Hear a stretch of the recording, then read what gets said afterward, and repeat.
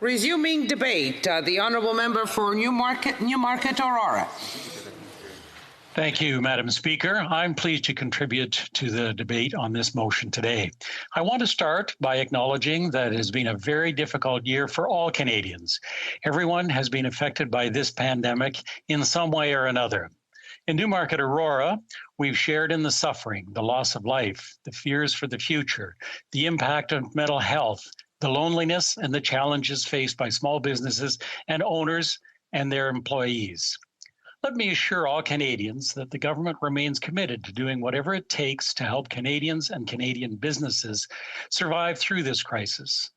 To quote Martin Luther King Jr., "The ultimate measure of a person is not where they stand in moments of comfort, but where they stand at times of challenge and controversy." And Madam Speaker, from day one, this government has been there with a comprehensive and fiscally responsible support package to help Canadians and businesses of all sizes weather the COVID-19 pandemic. Fortunately, we've been able to respond from a position of strength. Canada entered this crisis in a strong fiscal position, allowing the government to take decisive action to provide the support that was needed to weather this storm. We started with a low debt position and have been able to maintain that advantage relative to our peers. And with historically low debt servicing costs, the government has been able to afford to take on debt so that Canadians do not have to. Federal debt servicing costs relative to the size of our economy are at a 100-year low, and we are locking in these low costs by issuing more debt into longer-term instruments at historically low rates. Madam Speaker, the federal government has provided more than 8 out of every $10 spent in Canada to fight COVID-19 and support Canadians.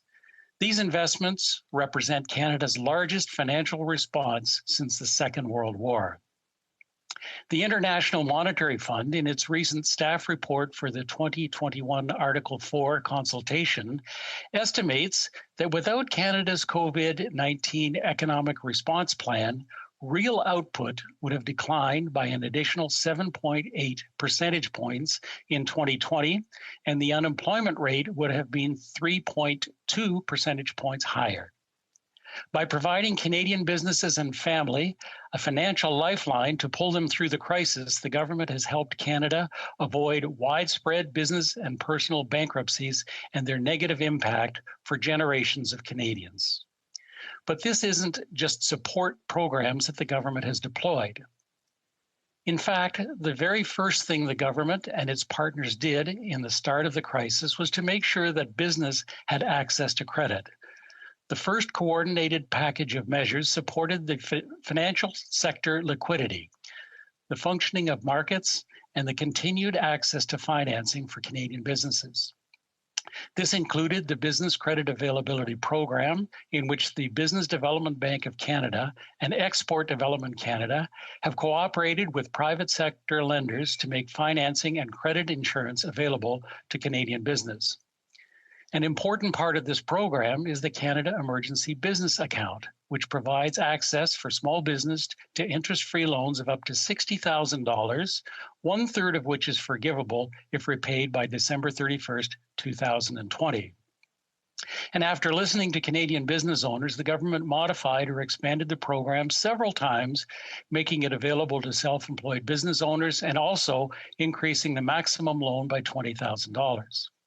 Now, as of March the 11th, more than 846,000 businesses have been approved for loans for a total of more than $44 billion. The government has also provided $306 million in short-term interest-free loans and non-repayable contributions through the Aboriginal Financial Institutions, which offer financing and business support services to First Nations, Inuit, and Métis businesses. Furthermore, Madam Speaker, the government deferred the collection of income and sales taxes from businesses, freeing up valuable short-term cash when they needed to cover other costs. This comprehensive package of support has helped ensure Canadian businesses were able to continue to pay their employees and their bills during a time of uncertainty. Madam Speaker, fighting the COVID-19 and to get the economy back on track is not infinite. Once the need for support through the crisis has passed, the time-limited measures will be prudently withdrawn. And as the government supports transition into the next few months from mitigation to recovery, we will draw upon the lessons learned from the experience of many countries following the 2008 and 2009 financial crisis and during recoveries from earlier deep recessions. This experience suggests that most economies that withdrew fiscal support too quickly experienced slower growth afterwards. And Canada will follow the advice of the International Monetary Fund and the Organization for Economic Cooperation and Development, who have urged governments to maintain substantial fiscal support through the crisis and over the recovery phase. As we normalize our fiscal position in the wake of the virus, we will once again do so from a position of strength. And while significantly higher than in recent years, the federal debt will be far more manageable than at its historic peak in the 1990s. Madam Speaker, when the virus is under control, our economy is ready for new growth, our government will deploy an ambitious stimulus package over 3 fiscal years to jumpstart our recovery to support and grow the middle class. This additional spending has not been formally included in the government's fiscal framework yet, as the ultimate size, the timing, is highly dependent on the evolving health and economic situation.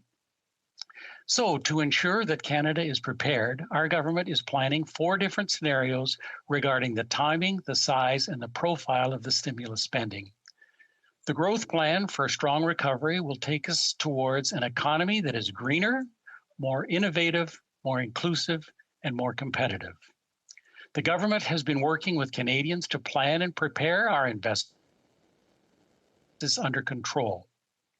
The key to this plan will be smart, time-limited investments that act fast while also making a long-term contribution to our shared prosperity, competitiveness, and our green transition.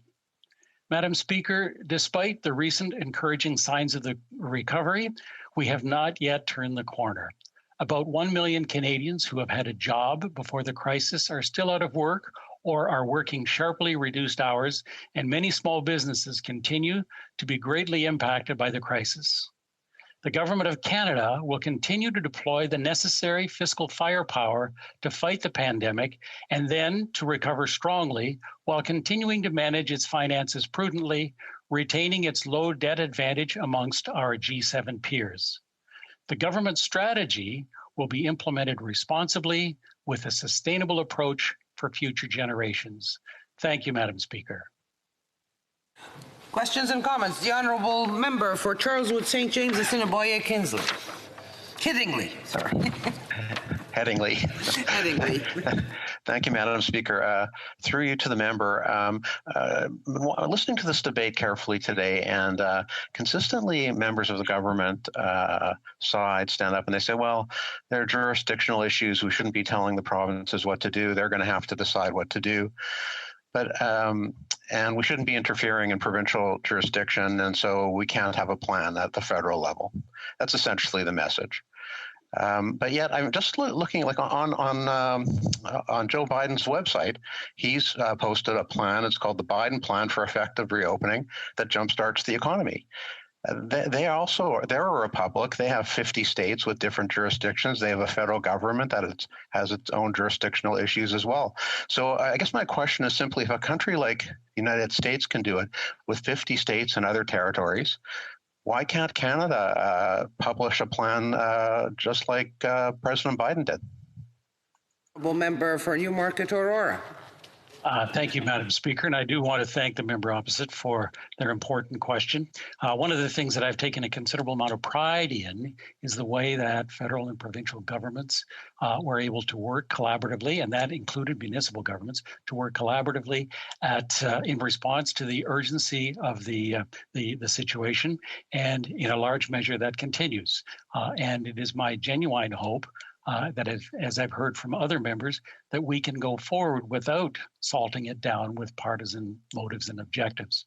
I think that there needs to be a lot of conversations go on with the municipal and the provincial parties so that we can go forward. But we need to remember that this is an evolving situation.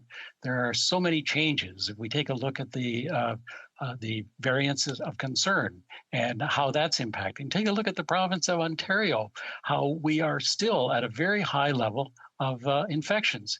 And these things need to be considered so that we can be strategic, surgical, and direct in the solutions that... Questions and comments. The Honourable Member for Hastings, Lennox and Addington. Thank you, Madam Speaker. I just had a few comments here, and I think there are some interesting things to be said about provincial-federal jurisdiction. On that note, I would say that we need to see more leadership, even if only publicly, on a plan to get out of this. But further, I would like to comment on some of the financial comments that were made. And I understand the member to be saying that basically they opened the floodgates and did everything they could to pump as much money into the economy. But I don't think that we could do that again. And we're talking about variants. We've had various SARS and other types of diseases over the last 10 or 20 years. We will see a pandemic again at some point in the future. How are we going to deal with this again? We can't just keep opening the floodgates to the nth degree every single time we have a circumstance like this. What does the member have to say to that? Honourable Member for Newmarket Aurora. Thank you, Madam Speaker, and I thank the member also for their important question. I fully agree that the lessons that we've learned now is that we need to prepare ourselves for situations like this. We're a global village, and for any pandemic to transition to Canada or to think that Canada is isolated more than any other country, I don't think is an accurate assessment. So what we need to do is we need to go back to determine what it was that's happened that we should be able to do better.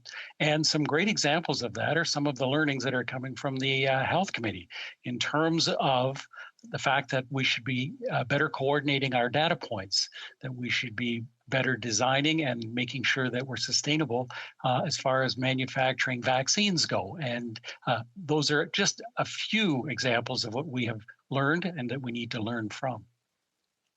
For Sherwood Park for Saskatchewan. Thank you, Madam Speaker. I think one of the things that's frustrated me about the government's response to this pandemic is this sort of failure to understand the appropriate role and relationship between the public service and our political leaders.